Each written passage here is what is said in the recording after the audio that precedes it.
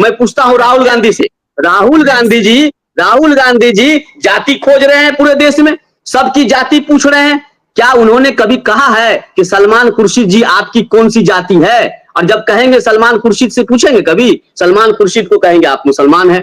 तो ये चालाकी नहीं चलेगी भाई साहब, ये अब नहीं चलेगी। आपको बताना होगा कि हमारी जाति क्या है, हमारा वर्ग क्या है। मैंने कहा भारत के धर्मांतरित मुसलमान अगर ये आज के डेट में 2-3 परिवार को भारत में छोड़ दे, मैं तथ्यात्मक और फैक्ट बोल रहा हूं उपेंद्र जी, विश्वविद्यालय का हूं, शोधार्थी रहा हूं और छात्र हूं शोध का।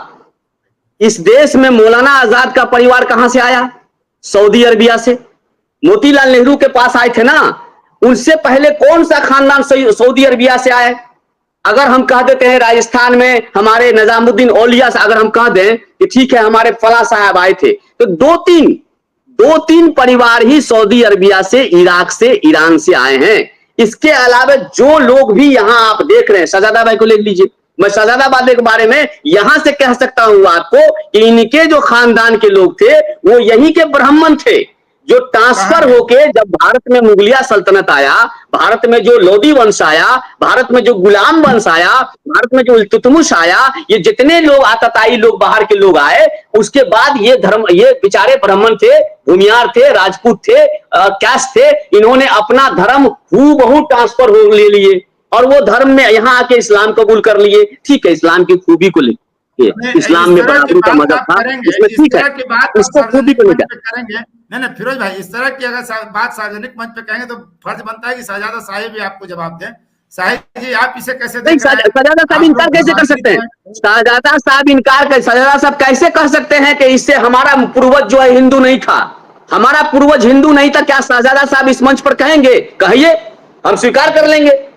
तो वो बात सही है। यहाँ तो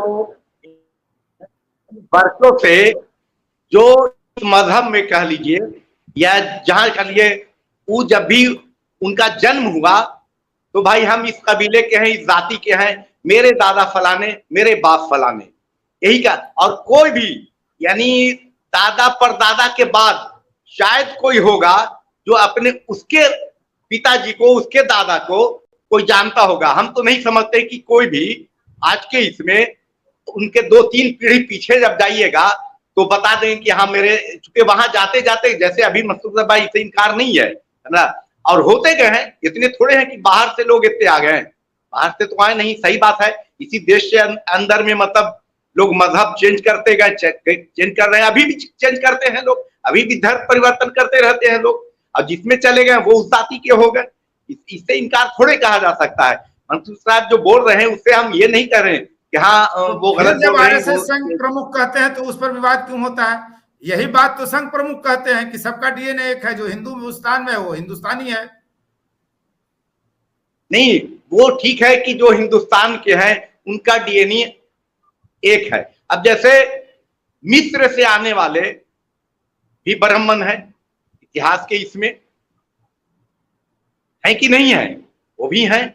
तो बाहर से इस देश के, चूंकि पहले के जमाने में कहाँ ढाका और कहाँ आपके अफगानिस्तान, पाकिस्तान बहुत बड़ा देश था ये भारत।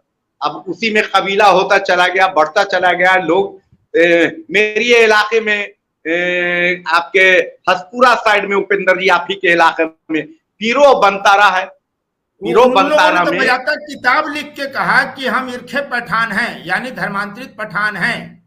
उन्होंने तो बजाता किताबें लिखी हैं फिरोज भाई, बजाता किताबें। बिल्कुल ये फैक्ट है, इसलिए मैंने क्या कहा, इसलिए मैंने उपेंद्र भाई सरकार में, बिहार सरकार के जो अल्पसंख्यक मंत्री महोदय हैं जमा साहब, खुदे बयान दिया था कि हम राजपूत खानदान से हैं, ये हैं वो हैं, भगवा इलाके में।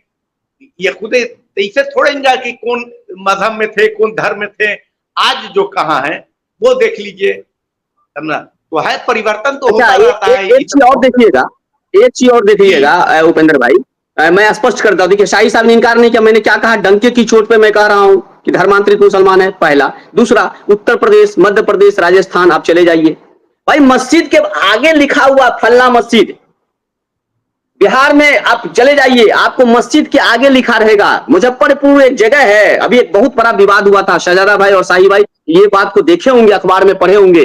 अरे भाई साहब, एक रास्ता है, इस पे साफ लिखा हुआ था कि ये अंसारी इस पे चलेंगे और शेख चलेंगे, ये और बीच में दीवार दी गई थी।